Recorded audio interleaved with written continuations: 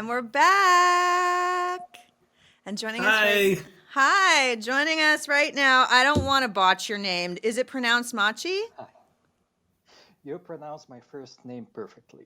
Okay. Only the first name. That's enough.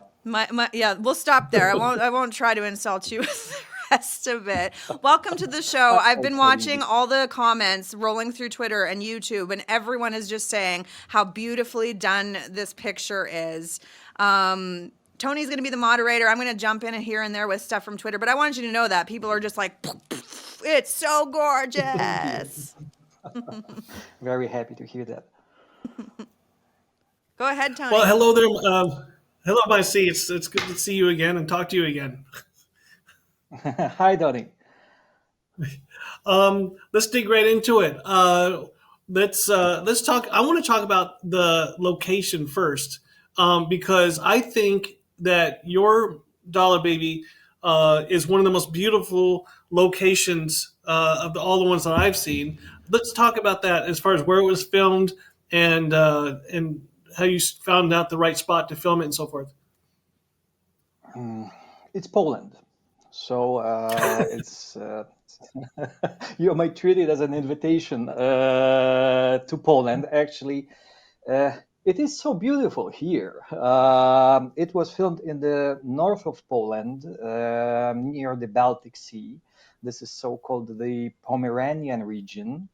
Lots of forests, lakes, and very beautiful countryside. But actually, majority of Poland is like that. So if you happen to be in Europe, then you know what to expect here, right? But I chose these locations. Somehow this short novel, My Pretty Pony, it reminds me of the past. So we chose the locations, also the garden and the house, in a way as a recollection of our childhood. So that was what I was aiming for, to have that, in a way, golden feeling of our most beautiful childhood memories. So both in the photography and lighting, and also the costumes and the set design, because my idea was that this short novel was written in 1983, as far as I recall. So I decided that also everything that's happening in our short movie should happen in 1983. So I in a way treat it as a recollection of my own childhood. So all of costumes, hair design, everything, we planned it as it happened in 1983. Mm-hmm. And since you brought that up, this nostalgia of the early 80s, what did you use for research? Did you go through old magazines or watch old films, or what did you do for your research for the style and the look and everything? My own fragile memory, most of it, really. We decided, some of the viewers noticed probably that I'm a big fan of the Dark Tower series by Stephen King, and I put some little Easter eggs in this movie as well. So I imagined then somehow this story, this short feature is happening actually in the Dark Tower universe. So what I decided to do is I mixed some of the realities of Eastern Europe, Poland of the 80s with Western US scenery. For example, the bike that the boy is riding was a most popular typical bike in Poland. Like most of the kids and every boy had such a bike in the 80s, right?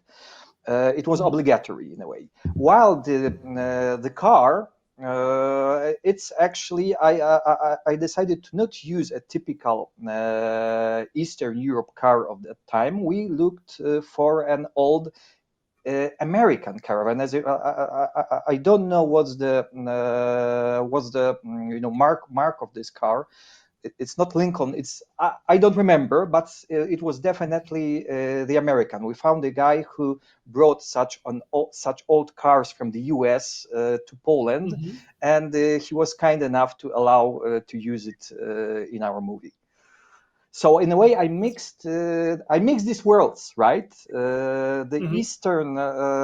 Eastern Europe world of actually communism and so on and so forth, but because that was the time when Poland was part of the Soviet bloc, and these Western sensibilities and the roots, because actually the short novel is written by an American author, so it's grounded in the American, let's say, heritage.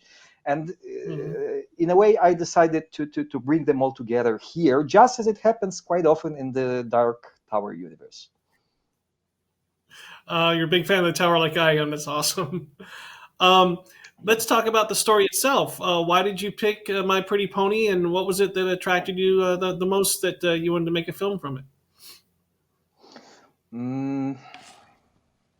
I guess, well,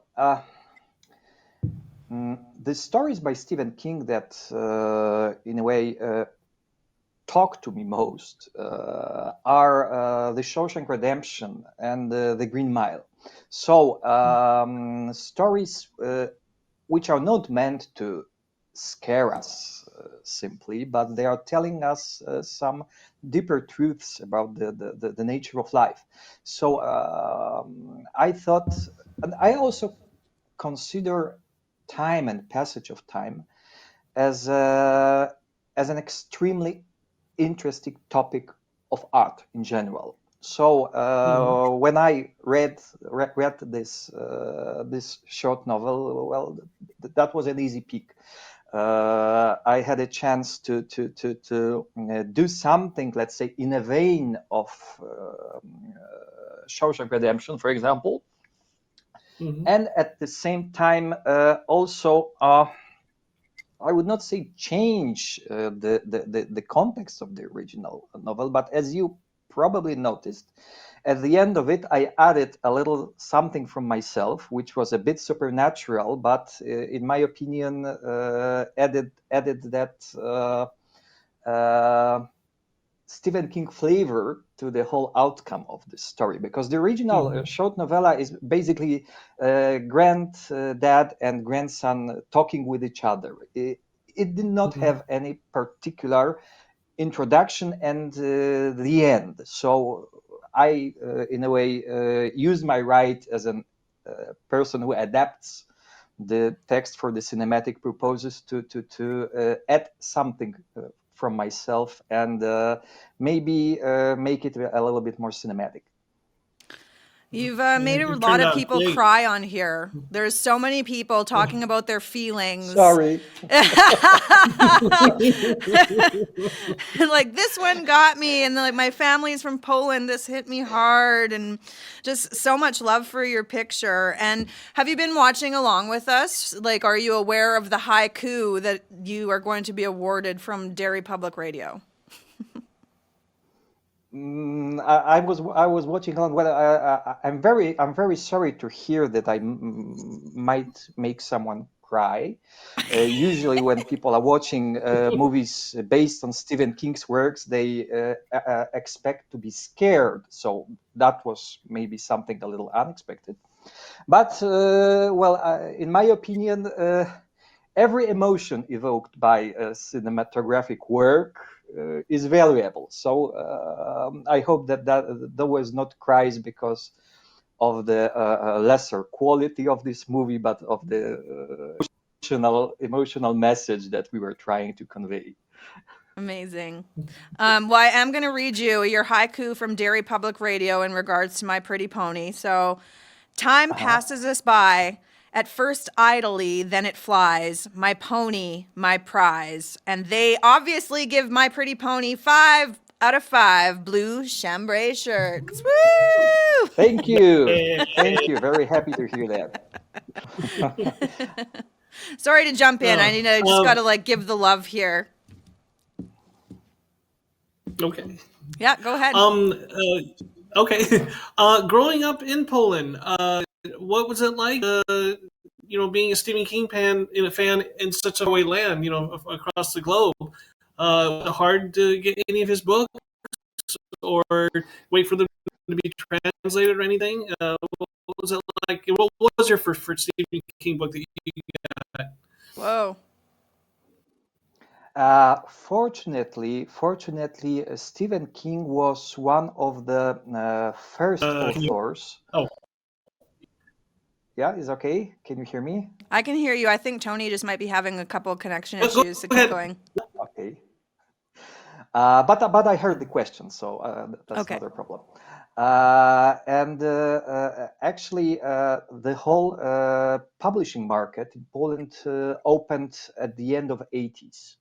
So I was more or less 11 or 12 by that time, and then we were flooded with all the Western literature, and one of the most popular and prominent authors of that time in Poland appeared to be Stephen King. So in a way, it was a privilege and fun because uh, I had access to all of a sudden to a number of Stephen King novels at the same time. So when I finished one, I could pick up another. So it was just as if you discovered today 10 unpublished Stephen King novels, right? So that was a lot of Wow. fun.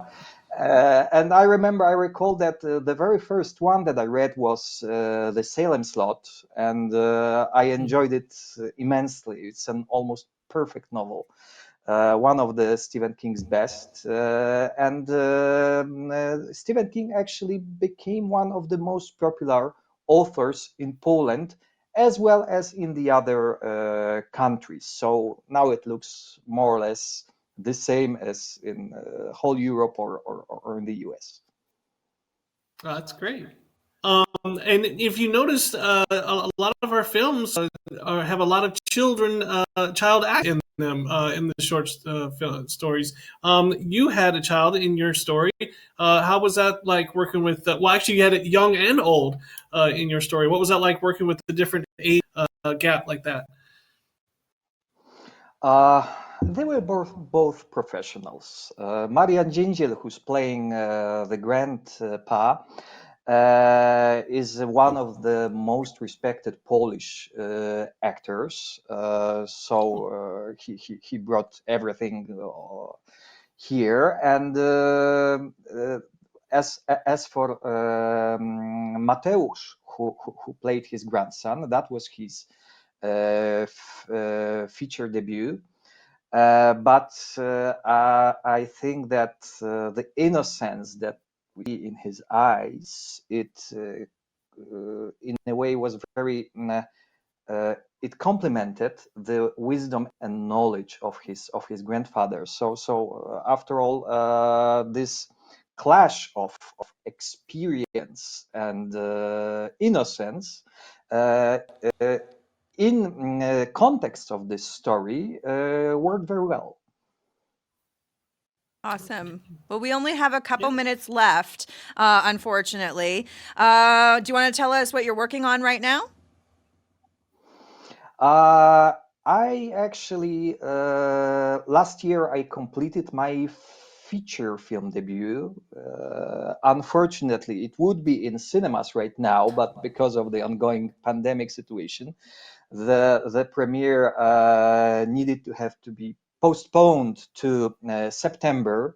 But I'm very happy because of it, and it's a further proof. Well, you see, I've done one short feature based on Stephen King text, $1 Baby, and it allowed me to make a real full-length feature movie for the cinemas. That's actually it has been already picked up by an international distributor. So I hope that also you'll be able to see it in the US, either in cinemas one day, or maybe through one of the leading streaming platforms. It's going to be available. The title of the movie is The Champion, and it's you may find the teaser linked on my Twitter account. I think Okay. it should be somewhere like that. Okay. Yeah. That's awesome. So I Thank you. hope that That's you'll have a perfect. possibility to see. Thank you. Congratulations so on getting much. a full length movie. Yeah. Thank you. Thank you so Um, much for being if here. I It means a lot to us. Your film is beautiful. You've touched the hearts of all of our yes. viewers across the globe. You have a wonderful day, night, afternoon. I don't know what it is over there, but thank you so much. Yeah. Very Thank happy you to so hear much. that. Thank you as well. Thank you, all the organizers of this festival, because otherwise there would be no opportunity to share our works with the rest of the world. Thank you. Thank you. Thank Bye. you. Thank you.